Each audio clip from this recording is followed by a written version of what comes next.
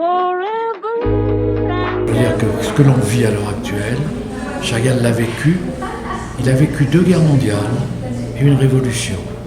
Et il les a vécues physiquement. Et il les a vécues au jour le jour. Et donc, il a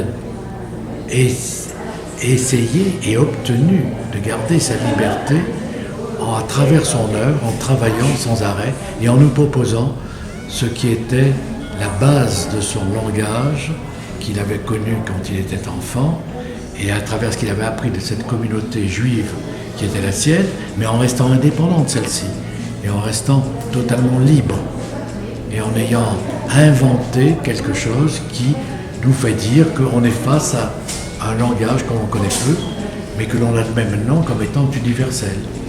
Quelle différence par rapport à l'exposition qu'il y avait eu à Brioude il y a quelques années? La différence, c'est moi qui l'avais organisée aussi, donc je peux vous en parler, mais l'exposition était davantage liée avec une histoire qui était plus large, parce qu'il y avait davantage d'espace, et donc il y avait beaucoup de tableaux qui n'y étaient pas, et qui sont là.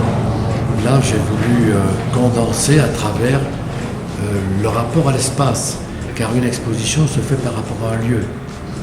Et vous ne choisissez pas telle œuvre qu'on vous propose, il faudrait obtenir ça et ça par rapport à ce que vous voulez dire. Quel message vous voulez faire passer à travers cette exposition aux visiteurs? Quel message? Le message de Chagall, c'est-à-dire un message de liberté. Un message de liberté qui est la liberté de l'artiste d'entreprendre et de dire ce qu'il est, et qui, à travers ce qu'il dit, nous fait comprendre ce que nous sommes. Comment c'est décliné justement ici? Pardon? Comment c'est décliné dans cette exposition, ce message-là? Comment il est perçu? Comment il est décliné? Ouais.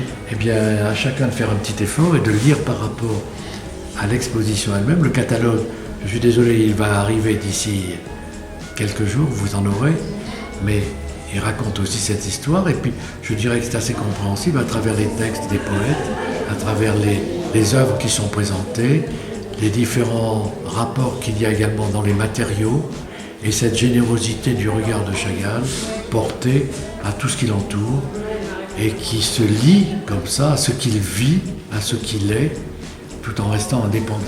Car il n'a jamais dépendu de personne, jamais.